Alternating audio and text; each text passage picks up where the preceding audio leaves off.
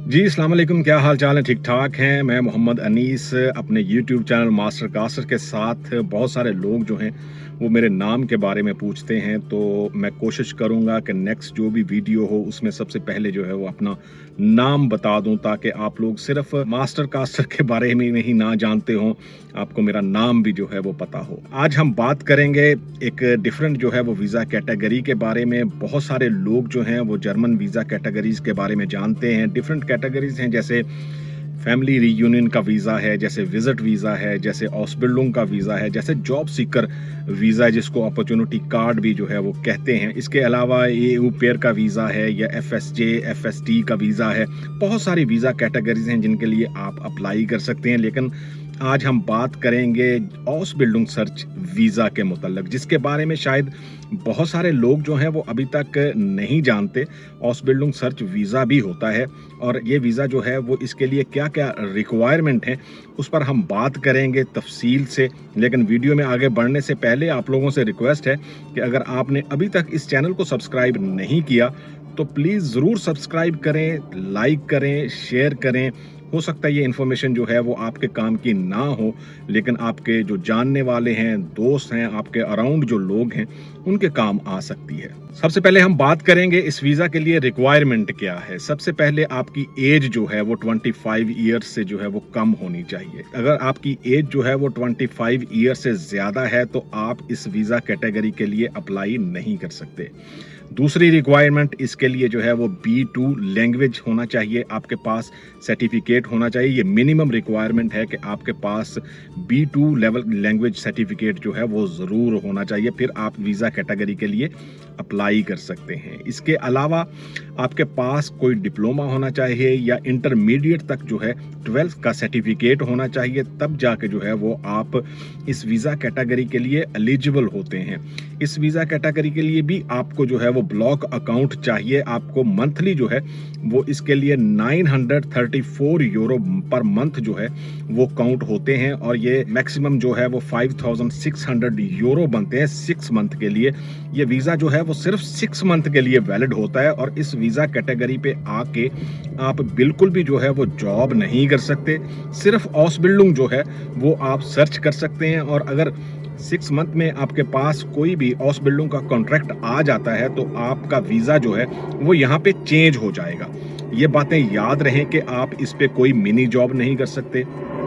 आप किसी भी जॉब के लिए जो है वो अप्लाई नहीं कर सकते। आप ये वीज़ा जो है वो सिर्फ ऑस्बिल्डुंग सर्च करने के लिए है, और किसी भी कंपनी में 6 मंथ में आपके पास अगर ये कॉन्ट्रैक्ट आ जाता है, तो आपका वीज़ा जो है वो चेंज हो जाएगा। अगर ये कॉन्ट्रैक्ट नहीं आता, तो आपको वापस जो है वो जाना होगा।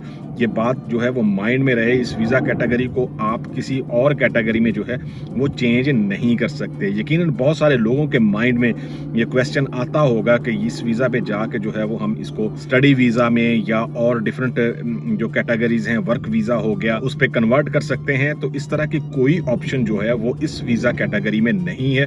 ये वीज़ा सिर्फ जो है वो ऑस्बिल्डुंग सर्च करने के लिए है, और इसके लिए आपको 6 मंथ का जो है वो टाइम मिलेगा। लेकिन अगर आप इसको विद इन 6 मंथ जो है वो कोई भी कॉन्ट्रैक्ट जो है वो स्केयर नहीं कर सकते, आपके पास कोई भी कॉन्ट्रैक्ट नहीं है, तो आपको यकीनन जो है वो वापस जाना होगा, और पाकिस्तान जाके, इंडिया जाके, किसी भी मुल्क में जो है जहाँ से आप आए हैं, वहाँ पे जो है वो आप जाके दोबारा से जो है वो इस वीज़ा के लिए ट्राई कर सकते हैं। बहुत सारे लोगों के रिलेटिव्स जो हैं वो हो सकता है कि यहाँ पे जर्मनी में हों, तो अगर वो ब्लॉक अकाउंट की अमाउंट जो है वो उनके पास नहीं होती, तो जो उनके रिलेटिव्स यहाँ पे हैं, दोस्त हैं, वो उनको जो है वो स्पॉन्सर कर सकते हैं, और ब्लॉक अकाउंट की रकम जो है वो बचा सकते हैं। इसके अलावा आपको यहाँ पे इंश्योरेंस चाहिए होगी, हेल्थ इंश्योरेंस जो है ये कार्ड बहुत ज़रूरी है, और आपको अकोमोडेशन चाहिए। ये सिटी रजिस्ट्रेशन या अकोमोडेशन की रजिस्ट्रेशन का पेपर जो है वो ज़रूर चाहिए, क्योंकि अगर आपके पास ऑस्बिल्डुंग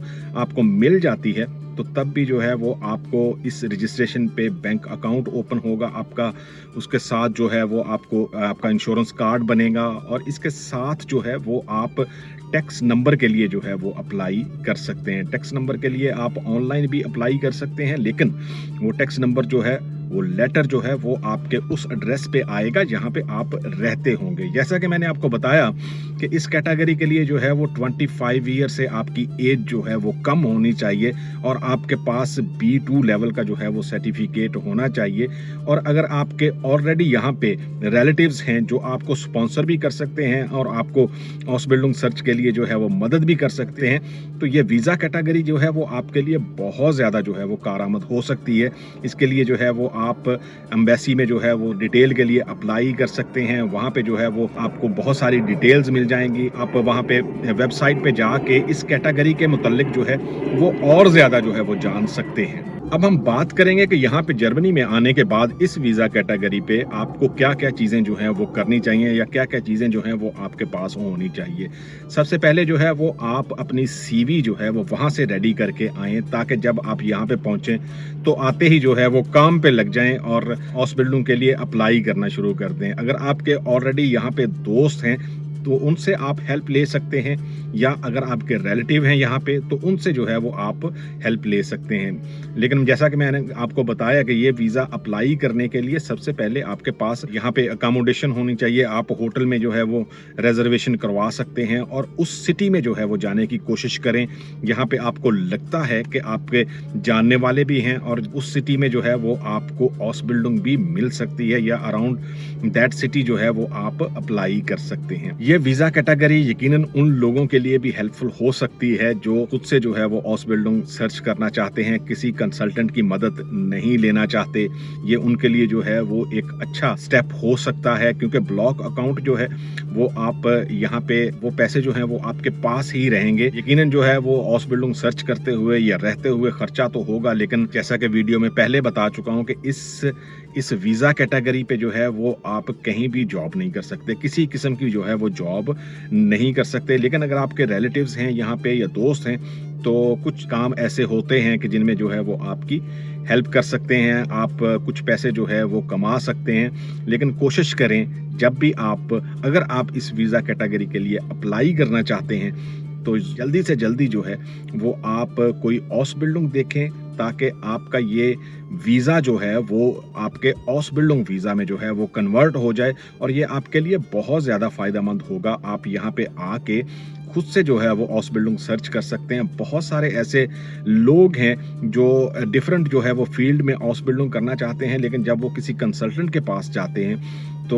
वो उनको एक डिफरेंट फील्ड जो है वो उसके बारे में बताता है। और यहाँ पे आने के बाद कोई भी जो स्टूडेंट यहाँ पे आता है हाउस बिल्डिंग करने के लिए किसी कंसल्टेंट के थ्रू, तो बहुत सारी प्रॉब्लम्स जो हैं वो उसको पेश आती हैं। अगर आप खुद से यहाँ पे रहते हुए अप्लाई करेंगे तो यकीनन कंपनी जो है वो आपको फेस टू फेस देखेगी और आपको यकीनन प्रैक्टिकल के लिए जो है वो ऑफर करेगी, और आप कंपनी में 1 वीक के लिए, 2 वीक के लिए या 1 मंथ जो है वो आप वहाँ पे प्रैक्टिकल करेंगे। आप खुद से जो है वो कंपनी चूज कर सकते हैं कि जी मुझे इस कंपनी में एडजस्ट होने में कोई प्रॉब्लम तो नहीं होगी।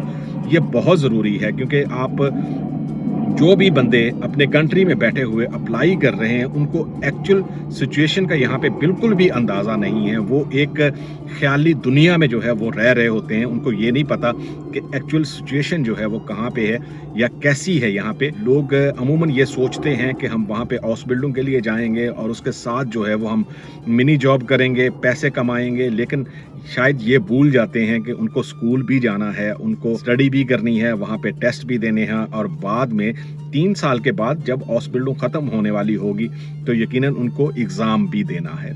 इस वीडियो से रिलेटेड अगर आप लोगों के कोई क्वेश्चंस हैं तो ज़रूर करें, लेकिन चैनल को ज़रूर सब्सक्राइब करें और लाइक करें। अल्लाह हाफिज़।